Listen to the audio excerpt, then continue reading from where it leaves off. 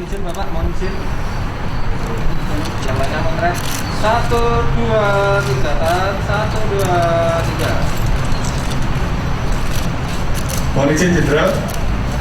Mohon izin. Mohon izin, tangan kanan.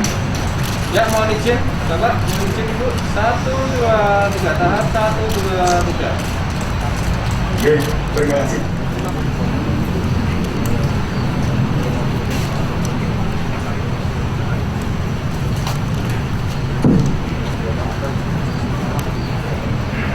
Antigen atau implementasi di lapangan seperti apa? Itu dulu. Terima kasih. Tanyanya pada siapa? Pada nasabah dalam ini yang akan dilakukan nanti terhadap pendatang atau wisatawan yang tidak memiliki. Perlu warga masyarakat juga mengetahui ya bahwa ketentuan dari pemerintah ini bahwa bagi warga masyarakat yang mau bepergian itu saya kira kita sudah tahu. Jadi sekiranya ada warga masyarakat yang belum melakukan itu, saya punya harapan ya, bagi mereka datang di Jogja untuk tinggal di hotel itu harus memenuhi persyaratan itu. Jadi tidak mungkin kalau tidak. Kalau sampai positif, hotel saya tutup. Jadi mereka tahu. Bisa seperti itu. Demikian juga kalau mereka berada di tempat wisata, ya, mereka juga tahu itu. Tapi yang susah itu bagi mereka yang memang lewat kendaraan darat. Jadi memungkinkan saja ada pendatang yang tidak melakukan swab. Saya punya harapan, kami sudah koordinasi bagaimana di mana dia berada, ya, pemerintah daerah di tingkat 2 pun melakukan swab ya, pada mereka yang tidak dianggap belum memenuhi ketentuan yang dikeluarkan oleh pemerintah. Dengan harapan kita bisa ketahui dia negatif atau positif. Jika kalau positif ya otomatis dia menjadi mudik. Jadi proses-proses seperti itu harus konsisten bisa kita lakukan. Kalau kita memang untuk menghindari kemungkinan kluster-kluster tadi dari mereka yang positif tapi tidak tertarik karena mereka memang tidak bisa menunjukkan suratnya secara resmi. Akses apakah akan dibangun pos-pos di akses jalan masuk ke Jogja dan memeriksa wisatawan dari luar mengenai surat rapid test antigen itu untuk antisipasi di pos perbatasan masuk Jogja? Untuk pengamanan Natal dan Tahun Baru, kita beserta instansi terkait tetap melaksanakan pengamanan untuk membentuk atau mengadakan pos pengamanan sejumlah 21 pos pam seperti yang kita laksanakan tahun-tahun sebelumnya. Jadi setiap Polres menyiapkan pos pam untuk kelancaran Kamtipso Terlantas, untuk Kamtipmas, juga untuk protokol kesehatan, untuk pengecekan surat rapid test ataupun rapid antigen yang mungkin sudah dilaksanakan di Polres Jawa Tengah. Jadi Polres Jogja nanti akan melakukan pengecekan yang mungkin tinggal di hotel saja. Hotel juga sudah menerapkan mana yang tinggal di hotel itu harus menunjukkan sudah melakukan swab antigen. Pas pemeriksaan di pos perbatasan terus tidak membawa surat rapid test antigen, apakah nanti disuruh balik wisatawan? Saya kira yang masuk ke Jogja sudah dicek untuk masuk dari Jakarta ke Jawa Tengah lewat Jawa Tengah.